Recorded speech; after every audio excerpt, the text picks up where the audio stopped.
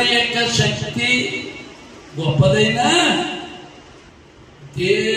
సాతాను యొక్క శక్తి దేవుని యొక్క శక్తికి సమానం కాదు, కానీ వాడికి శక్తి ఉంది.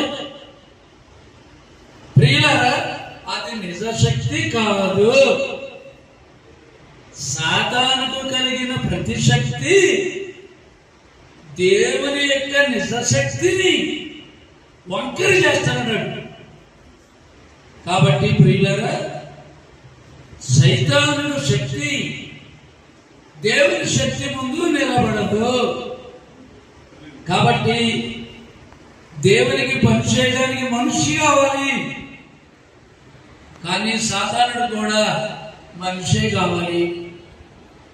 ఇవన్నీ దెయ్యాలు ఉన్నాయి కదా భూమి మీద, దురాత్మలు ఉన్నాయి కదా, అందులో దొరచు కదా వెళ్ళి నా సైన్యమేవాడు ఆయన ఏమి ఇబ్బంది పెట్టినాం, భూలోకంలో వాడికి సుఖంగా మానేస్తాను, జబ్బే ఉన్నాం, వాడికి డబ్బులు లోటు రాని ఉన్నాం, వాటికి మంచి ఎంటర్టైన్మెంట్ వినోదం ఇస్తానని చెప్పి వాడి దగ్గరికి వెళ్ళవు. అందుకే యోగా గ్రంథంలో మార్గము తప్పి తిరుగు చుక్కల్లా ఉండవద్దు.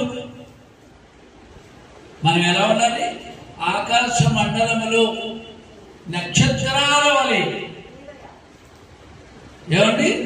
ప్రతి నక్షత్రము దాని యొక్క స్థానంలో ఉంటుంది.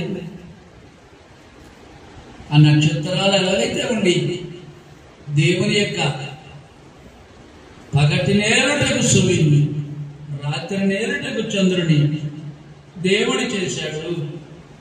కాబట్టి దేవుడికి ఆకాశంలో సైన్యం ఉంది.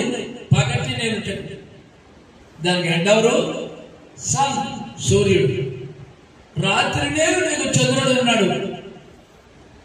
ప్రియులారా, అదే విధముగా